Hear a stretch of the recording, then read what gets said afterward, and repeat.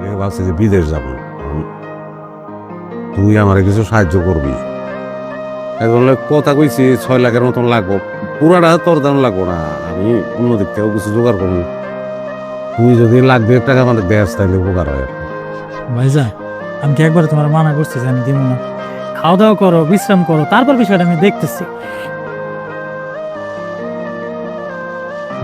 ভাইজান, আমি একটু আসতেছি, তুই বসো।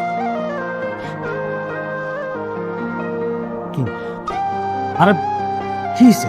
ভাইজান কি ও, ভাইজান তো দেশে বিদেশ যাবো, ঠিক আছে 2 লাখ। কোনটি কইছো? আমি কইছি যে দেখতেছি, তাছাড়া ভাইজান তো কোনো সময় টাকা চায় না আমার কাছে, এই প্রথম চাইছি। তারা মানা করি কেমন কও? মাত্র 2 লাখই তো, অসুবিধা কি? খবরদার একটা টাকা হতে পারে টাকা মাপ না নাকি? কি কইতেছো তুমি? আমার আপন বড় ভাই, সেটাকে যে সান্তারে টাকা দিব না? না দিবান, তুমি হারে চিরো না। হারে টাকা দেওয়া আর টাকা পানিতে ফেলা একই কথা। মদ গাঁজা খাইবো, ওই টাকা দিয়ে জুয়া খেলবো, সব টাকা নষ্ট। আমি ভাইজানের মানা করবো কেমন? তুমি যেমনে পারো সেমনে মানা করো।